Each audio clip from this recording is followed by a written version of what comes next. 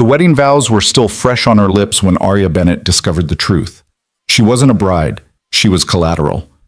Standing in that cheap community hall, champagne warm in her hand, she overheard her new husband laughing on the phone with his ex-girlfriend about how easily he'd fooled her. But the real nightmare was just beginning. Because Marcus Chen hadn't just broken her heart, he'd sold her soul to pay a debt to the most dangerous crime family in the city. And now, a man in a perfectly tailored suit was offering her the one thing nobody else would, a way out. If you want to see how Arya transforms from a betrayed bride into something far more powerful, stay until the end. And don't forget to hit that like button and comment your city below so I can see how far this story travels. The fluorescent lights of the Riverside Community Hall buzzed overhead, casting a sickly yellow glow over the reception that was supposed to mark the beginning of Arya Bennett's new life. Instead, it felt like a funeral. She stood near the refreshment table, her fingers wrapped around a plastic champagne flute filled with discount sparkling wine. The dress she wore, purchased secondhand from a thrift store in the warehouse district, hung slightly loose around her shoulders. She'd lost weight in the weeks leading up to today, too anxious to eat, too consumed by the desperate hope that marriage might finally be her escape. 23 years old, and Arya had spent most of them invisible. Invisible to her mother, who died when she was 12, leaving her with a father who preferred whiskey to parenting. Invisible to her teachers, who'd seen just another poor kid destined for nowhere. Invisible to everyone except Marcus Chen, who'd walked into the diner where she worked 6 months ago and looked at her like she was someone worth saving. "Beautiful ceremony," Mrs. Kowalski said, adjusting her thick glasses as she approached with a paper plate loaded with budget hors d'oeuvres. The elderly woman lived in Arya's apartment building and had been one of the few guests invited. "You look lovely, dear." "Thank you," Arya managed, though the smile felt painted on. Her eyes drifted across the sparse crowd, maybe 30 people scattered across a room designed for 200. Marcus's friends clustered near the makeshift bar, their expensive suits and designer watches completely out of place in this shabby venue. They'd made jokes about the location during the ceremony, jokes Marcus had laughed at a little too easily. Her new husband stood near the exit, phone pressed to his ear, his back turned to the entire reception. He'd been on that call for 15 minutes now, and something in Arya's chest tightened with each passing second. "Are you all right?" Mrs. Kowalski asked, concern creasing her weathered face. "Just tired," Arya lied. "It's been a long day." It had been a short courtship, 6 weeks from their first date to today. Marcus had been charming, persistent, generous in ways that had made Arya's breath catch. He'd taken her to restaurants where the menus didn't list prices, bought her gifts she'd been too proud to accept until he'd insisted. He'd told her she deserved better than 14-hour shifts at a greasy diner, better than her studio apartment with the broken heater and the neighbor who screamed at all hours. "Marry me," he'd said 3 weeks ago, over Italian food she couldn't pronounce. "Let me take care of you." And she'd said yes because the alternative was returning to a life of scrambling for rent money, of waking up at 4 in the morning to open the diner, of pretending the exhaustion didn't make her bones ache. She'd said yes because Marcus Chen represented stability, security, a future that didn't involve counting pennies and skipping meals. But now, watching him on that phone call, his shoulders tense and his voice too low to hear, doubt crept through her like ice water in her veins. "Excuse me," Arya murmured to Mrs. Kowalski, setting down her champagne flute with fingers that trembled slightly. She moved through the sparse crowd, her cheap heels clicking against the scuffed linoleum floor. Someone had attempted to decorate. White streamers hung from the ceiling tiles, and grocery store flowers sat in mason jars on each table. But it all felt hollow, a performance of happiness that nobody truly believed. Marcus's friends fell silent as she approached, their conversations dying mid-sentence. One of them, Tyler something, she'd met him once, looked at her with something that might have been pity. "Have you seen Marcus?" she asked, though she could see him through the propped-open exit door, still on his phone in the parking lot. "He stepped out," Tyler said, exchanging a glance with the others. "Important call." "On our wedding day?" Tyler's expression flickered. "Yeah, listen, Arya..." But she was already moving toward the exit, toward the cool October air and the sound of Marcus's voice drifting in from outside. "Don't worry about it," Marcus was saying, his tone lighter than she'd heard all day. Everything went exactly as planned. Arya paused just inside the doorway, hidden by shadows and the angle of the door. I know, Marcus continued, laughing now. You should see this place. It's pathetic, but it's done, and that's what matters. A pause. Of course I don't love her, Rachel. Jesus, she was convenient, that's all. Desperate enough to say yes without asking too many questions. The world tilted sideways.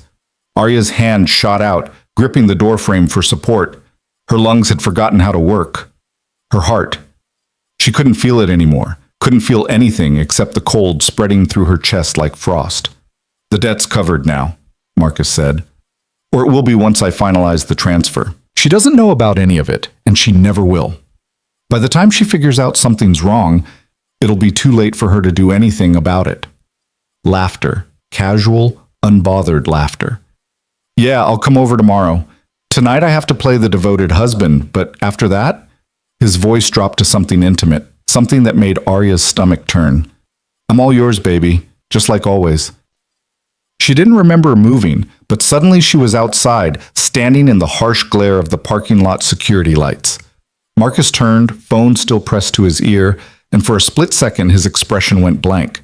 Then he smiled, that same charming smile that had convinced her to say yes. I'll call you back, he said into the phone, then ended the call. Hey, what are you doing out here? You should be inside with our guests. Our guests? Arya's voice came out strange, distant. How many of them actually came for me, Marcus? His smile wavered. What? I heard you. The words emerged steady despite the earthquake happening inside her. I heard everything you just said to Rachel. The smile died completely. For a moment, Marcus just stared at her, calculating. Then his expression hardened into something cold and unfamiliar. Then I guess we're done pretending, he said flatly. Who is she? Does it matter? You told me... Arya's voice cracked. She forced it steady again. You told me you loved me. I told you what you needed to hear. Marcus pocketed his phone, his movements casual, unbothered by the devastation on her face. You were so eager to believe someone wanted you that you never asked the important questions. What debt? Arya demanded. What did you mean about covering a debt? That's none of your concern. I'm your wife. You're a signature on a marriage license, Marcus corrected. You're collateral, Arya. Leverage. The people I owe don't care about love or loyalty. They care about assets.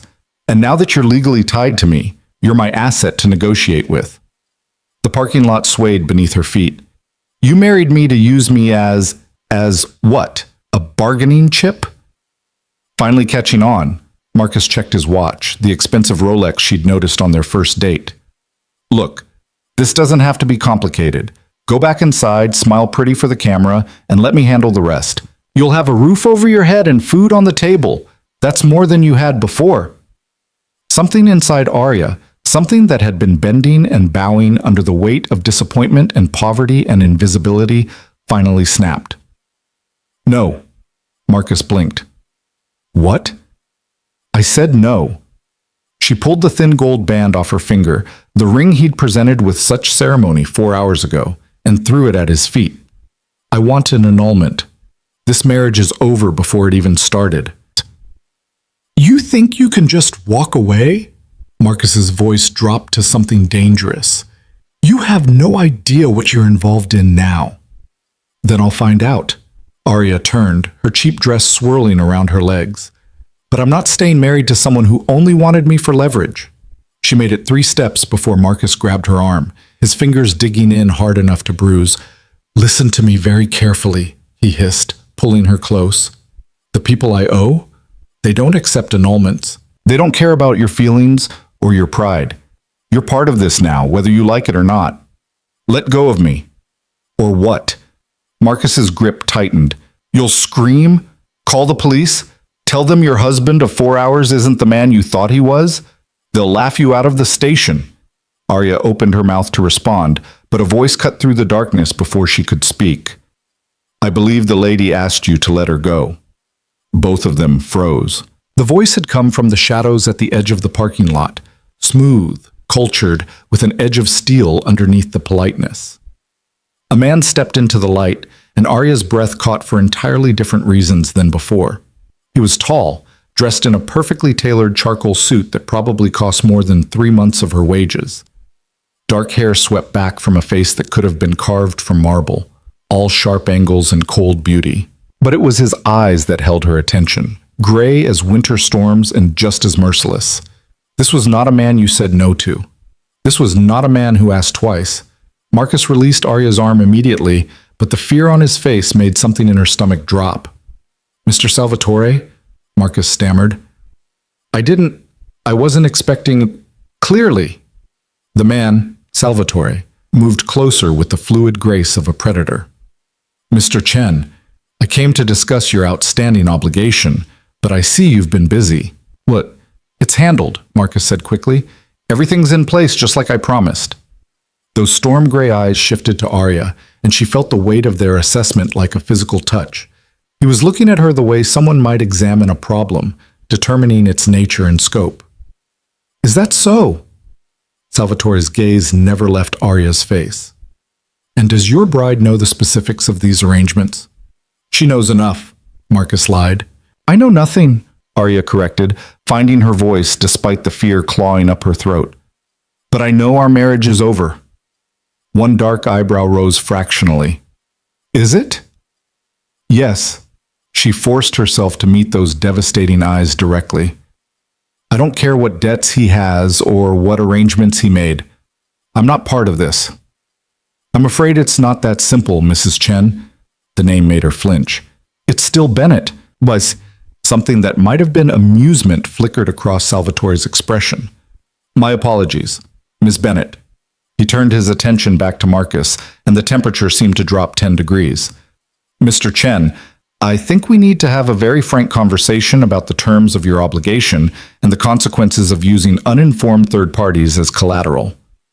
"She signed the papers," Marcus protested. "The marriage is legal." "Legal and ethical are not always the same thing." Salvatore's voice remained perfectly calm, but something in it made Marcus take a step backward. "You have 1 hour to present yourself at the location my associate will provide. If you're late, or if you attempt to leave the city, the consequences will be severe. Do you understand?" Marcus nodded frantically, his earlier arrogance completely evaporated. "Good. Now leave." Salvatore dismissed him with a gesture, the way someone might wave away an insect. For a moment, Marcus hesitated, looking between Arya and the intimidating stranger. Then self-preservation won out, and he practically ran to his car. The engine roared to life seconds later, and then he was gone, taillights disappearing into the October night, leaving Arya alone in a dark parking lot with a man who radiated danger like heat from a furnace. Silence stretched between them. Arya hugged her arms around herself, suddenly aware of how cold it was, how thin her second-hand dress, how completely out of her depth she'd fallen. "Thank you," she said finally, because manners had been drilled into her from childhood. "For making him leave." "Don't thank me yet, Ms. Bennett." Salvatore studied her with those unnerving eyes. "You don't know who I am." "You're someone Marcus is afraid of," Arya said. "That tells me enough." "Does it?" He tilted his head slightly. "Most people would find that concerning. Most people didn't just discover their husband married them to use as leverage." Arya's laugh came out bitter. "I think my capacity for concern is maxed out right now." To her surprise, Salvatore's expression softened almost imperceptibly. "Fair point." He glanced toward the community hall, where music and laughter still drifted out into the night. "Is there anyone in there you need to speak with? Anyone who should know you're leaving?" "Leaving?" Arya blinked. "I'm not... Where would I even go?" "Anywhere but here," Salvatore said simply. "Or did I misunderstand your declaration of wanting an annulment?" "No, you understood correctly, but I can't just disappear. I have a job, an apartment, both of which Marcus knows the locations of." Salvatore's tone remained matter-of-fact, but the implication sent ice down Arya's spine. And if he's desperate enough to marry you as collateral, he's desperate enough to try using you again. "So what am I supposed to do? Go into hiding?" "Yes."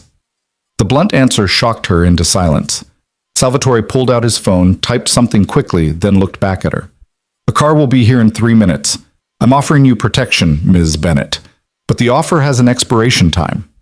Once Marcus realizes that his plan has fallen apart, he'll either run or double down. If he chooses the latter, you need to be somewhere he can't reach you. I don't even know you, Arya protested, though the logic of his words was undeniable. My name is Dante Salvatore. I run a significant portion of this city's business operations, both legitimate and otherwise. Your husband owes my organization a considerable amount of money, and he attempted to use you as a guarantee without your knowledge or consent. This offends me on both a professional and personal level. He paused, then added more quietly, I don't make a habit of protecting strangers, Ms. Bennett, but I also don't make a habit of allowing innocent people to be used as pawns. And I'm supposed to trust you? Someone who admits to running illegal operations? No, Dante said simply. You're supposed to make a choice based on very limited options. Trust me or don't. That's your decision. But make it quickly, because in approximately 2 minutes, a black Mercedes will pull into this parking lot, and you'll need to decide if you're getting in it. Arya looked back at the community hall, at the yellow light spilling from the windows, at the celebration of a marriage that had been a lie from the beginning. She thought about Marcus's words, collateral, leverage, convenient, and felt her hands curl into fist. She thought about her studio apartment with its broken heater and thin walls. She thought about the diner, about the exhaustion, about the endless cycle of barely surviving. And she thought about the fact that for the first time in her entire invisible life, someone was offering her a choice. If I go with you, she said slowly, meeting Dante Salvatore's steady gaze, what happens then? Then I explain exactly what Marcus got you involved in, and we determine the best way to protect you from the consequences of his desperation. And after that, Ms. Bennett, you decide what you want to do with the rest of your life, but at least you'll be alive to make that decision. Headlights cut through the darkness as a sleek black Mercedes pulled into the parking lot, silent and expensive. Dante extended his hand, an old-fashioned gesture that seemed strange from someone who admitted to criminal operations. What's it going to be? Arya stared at that offered hand for a long moment. Every rational instinct screamed at her to run, to call someone, to handle this like a normal person would. But normal people didn't get married as collateral. Normal people didn't overhear their husbands laughing about how desperate and convenient they were. Normal people had never been an option for Arya Bennett. She took his hand. His grip was warm, strong, certain. I want answers, she said firmly. All of them. You'll get them? Dante guided her toward the waiting car, where a driver in a crisp suit held the rear door open. Though I should warn you, sometimes the truth is harder to accept than the lies. Try me, Arya said, and slid into the Mercedes. The community hall disappeared behind them as they drove through the city streets, leaving behind the worst wedding reception in history and carrying Arya toward a truth she couldn't begin to imagine. The hotel was nothing like Arya had ever seen before. They'd driven for 20 minutes through progressively nicer neighborhoods until the crumbling apartments and harsh streetlights gave way to tree-lined boulevards and buildings that looked like they belonged in movies. The Mercedes had pulled up to a gleaming tower of glass and steel, where doormen in uniforms opened doors and spoke in hushed, reverent tones. Now Arya stood in a penthouse suite that probably cost more per night than she made in a month, still wearing her second-hand wedding dress, trying to process the surreal turn her life had taken. Dante had disappeared into another room to make phone calls, leaving her alone with windows that stretched from floor to ceiling, offering a view of the city spread out below like scattered diamonds. She pressed her palm against the cold glass and tried to remember how to breathe. Ms. Bennett? She turned to find Dante standing in the doorway, having traded his suit jacket for just the crisp white shirt and dark slacks. He looked less intimidating this way, though no less dangerous. It's Arya, she said. If we're going to do this, whatever this is, you might as well use my first name. Arya, then. He moved to the suite's bar area and poured 2 glasses of what looked like very expensive whiskey. You said you wanted answers. Are you sure you're ready for them? She accepted the glass he offered, though she didn't drink. Tell me about the debt. Tell me exactly what Marcus got me into. Dante settled into one of the leather armchairs, his posture relaxed but his eyes sharp. 6 months ago, Marcus Chen approached one of my business associates with a proposal. He needed capital to invest in what he claimed was a lucrative real estate opportunity. The amount he requested was significant, $2 million. Arya's hand tightened on her glass. $2 million. The number was incomprehensible. My associate declined, Dante continued, but Marcus was persistent. He went to other lenders, less reputable ones. Eventually, he found someone willing to extend him credit, the Rossi family. I don't know who that is. They're my primary competition in this city, Dante said. And they're considerably less concerned with ethical business practices than I am. When Marcus's investment failed, spectacularly, I might add, he found himself owing the Rossis $2 million he didn't have, plus interest that compounded daily. So he needed to pay them back, Arya said, piecing it together.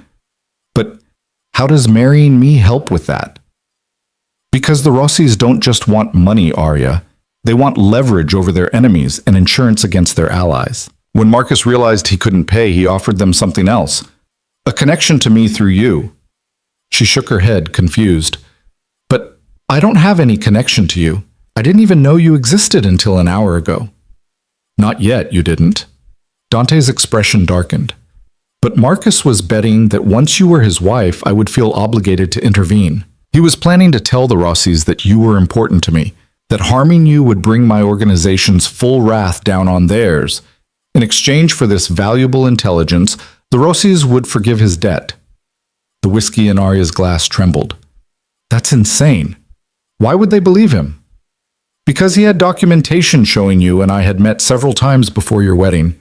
Receipts from the restaurants he took you to. Restaurants I own. Security footage from the hotel where he proposed. A hotel that's part of my portfolio. On paper, it would look like you and I had a relationship that he was aware of when he married you. But we never met until tonight. I know that. You know that. But the Rossis wouldn't. All they would see is a pattern that suggested I had prior interest in you and that Marcus had acquired you, through marriage, as a potential weapon against me. Arya set her glass down before she dropped it. This isn't real. This can't be real. I'm afraid it is. Dante's voice gentled slightly. Marcus Chen set you up, Arya. He courted you, married you, and planned to hand you over to my enemies as proof that he had access to someone I cared about. It's actually quite clever, if morally bankrupt. But you don't care about me, Arya said, hearing the hollowness in her own voice. You don't even know me. No, I don't, which is why Marcus's plan was doomed from the start. Dante leaned forward slightly. I have people who monitor threats against my organization. When Marcus started putting together his documentation, it triggered alerts. I've been watching him for the past 2 weeks, trying to determine his endgame. I came to your wedding tonight to confront him, not to rescue you. The fact that you overheard his phone call simply moved up my timeline. So what happens now? Arya heard herself ask. You've warned him off. Can't I just go home and file for an annulment tomorrow? You could try, Dante said carefully, but there's a complication. Of course there is. The Rossis don't know yet that Marcus's plan has failed.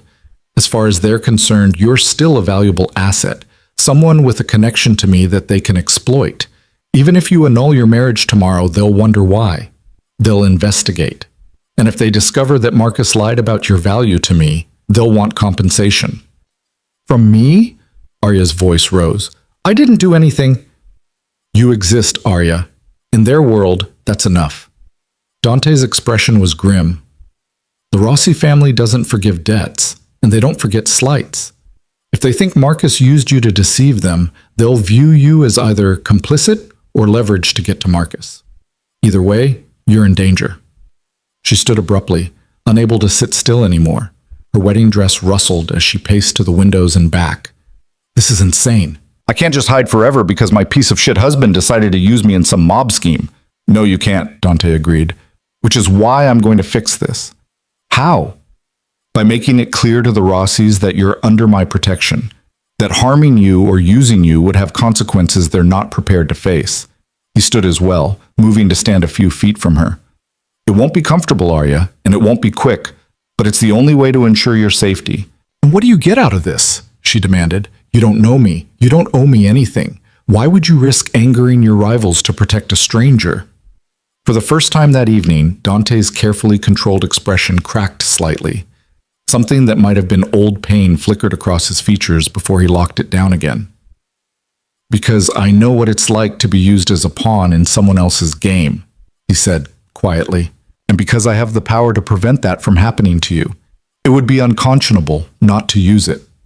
Arya studied his face, looking for the lie, the angle, the hidden price. But all she saw was a dangerous man making an impossible offer for reasons she couldn't quite understand. "How long?" she asked finally. "How long would I need your protection?" "Until the situation with the Rossis is resolved and Marcus is no longer a threat. Weeks, possibly months. And I'm just supposed to trust you? Live here, in this hotel, while you handle everything?" "Not here," Dante corrected. "My home. It's more secure, and it will send the right message to anyone watching." "Your home?" Arya laughed, but there was no humor in it. "This keeps getting better. So I go from my terrible studio apartment to marrying a con artist to living with a mob boss. That's quite the trajectory." "I prefer the term businessman," Dante said dryly. "I'm sure you do." They stared at each other across the expensive hotel suite, and Arya felt the weight of impossible choices pressing down on her shoulders. She could refuse his protection, go back to her apartment, file for an annulment, and hope that the Rossi family never noticed her. She could run, leave the city entirely, start over somewhere new with nothing but the clothes on her back. Or she could trust the dangerous stranger who'd stepped out of the shadows to offer her the one thing no one else ever had: protection. "If I agree to this," she said slowly, "I want rules, boundaries. I'm not your prisoner, and I'm not your property." "Agreed. And when this is over, when I'm safe, I walk away. No strings, no obligations." "Agreed," Dante said again. "And you tell me the truth about everything. No more surprises, no more manipulation. If I'm going to trust you with my life, you owe me honesty." Something that might have been respect crossed Dante's face. "That's fair. Do we have an agreement?" Arya looked down at her left hand, at the pale line where Marcus's ring had sat for all of 4 hours. She thought about the woman she'd been this morning, desperate, hopeful, willing to marry a stranger for the promise of stability. She thought about the woman she was now, betrayed, furious, standing in a penthouse suite, negotiating with a man who could probably have her killed with a phone call. And she thought about the woman she might become, someone who survived, who adapted, who refused to be anyone's pawn ever again. "We have an agreement," she said, and held out her hand. Dante took it, his grip warm and certain. "Then welcome to your new life, Arya Bennett. I apologize in advance for how complicated it's about to become." He had no idea how right he was. The car that arrived the next morning was different from the Mercedes. A sleek black SUV with windows tinted so dark they looked like obsidian. Arya had spent the night in the hotel suite, barely sleeping, her mind circling endlessly around everything Dante had told her. Every time she'd closed her eyes, she'd seen Marcus's face when he'd admitted the truth, heard his casual dismissal of everything she'd thought they had. She'd showered at dawn using products that probably cost more than her weekly grocery budget, and dressed in clothes that had been delivered to her room while she slept, jeans that actually fit, a soft cashmere sweater in deep blue, leather boots that felt like butter against her skin. A note had accompanied them in neat handwriting. "Your belongings from your apartment will be collected today. These should suffice until then. DS." The efficiency of it should have bothered her. Instead, she felt oddly grateful not to be wearing her wedding dress anymore. Dante was waiting in the lobby when she emerged from the elevator, dressed in another impeccable suit, this one charcoal gray with a subtle pinstripe. He looked like he'd slept perfectly, like the concept of uncertainty was foreign to him. "Ready?" he asked simply. "Does it matter if I'm not?" His lips quirked slightly. "Fair point. The car's outside." The driver was a broad-shouldered man with a face like carved granite and eyes that missed nothing. He nodded respectfully at Dante and completely ignored Arya, which she found strangely comforting. At least someone wasn't treating her like a problem to be solved. "This is Marco," Dante said as they settled into the back seat. "He's head of my personal security. Anything you need, any concerns you have, he can help." Marco caught her eyes in the rearview mirror and nodded once. Arya nodded back, unsure of the protocol. They drove north, away from the glittering downtown and into neighborhoods where the houses sat behind gates and walls, where trees older than the city itself created canopies over pristine streets. The wealth here wasn't flashy. It was inherited, established, the kind that didn't need to prove itself. Dante's home sat at the end of a private drive, hidden behind stone walls and wrought iron gates that opened silently as they approached. The house itself was a study in contradictions. Classical architecture with clean modern lines, traditional stone facade with enormous windows that let in floods of light. It was beautiful in a way that felt almost dangerous, like something out of a dream that might vanish if you looked at it too directly. "It's a bit much," Dante said quietly, watching her reaction. "I bought it 3 years ago from a banker who fled the country after a securities fraud scandal. I probably should have torn it down and started over, but I like the bones." "It's beautiful," Arya said honestly. "It's home." He opened his door as Marco brought the SUV to a stop. "Come on, I'll show you around." The interior was as impressive as the exterior. Hardwood floors that gleamed like honey, artwork that Arya suspected was original, furniture that managed to be both elegant and comfortable. But what struck her most was the quiet. After years in her studio apartment with paper-thin walls and constant noise, the silence here felt almost sacred. "Your room is upstairs," Dante said, leading her up a curved staircase with an iron railing. "You'll have your own bathroom, obviously. There's an office next door if you need space to work or think. The library is on the first floor, and you're welcome to use it any time." He pushed open a door, and Arya stepped into a bedroom that was larger than her entire previous apartment. The bed was massive, dressed in white linens that looked impossibly soft. Windows overlooked gardens that probably required a full-time staff to maintain. A door stood ajar, revealing a bathroom with a soaking tub and a shower with enough jets to qualify as a car wash. "This is too much," she said automatically. "It's a guest room," Dante replied. "I have 4 others just like it. You're not putting anyone out." Arya set her small borrowed purse on the dresser and turned to face him. In the morning light streaming through the windows, she could see details she'd missed last night. The faint scar along his jawline, the shadows under his eyes that suggested he slept as poorly as she did, the way his shoulders carried tension despite his casual posture. "Can I ask you something?" she said. "Of course." "Last night you said you knew what it was like to be used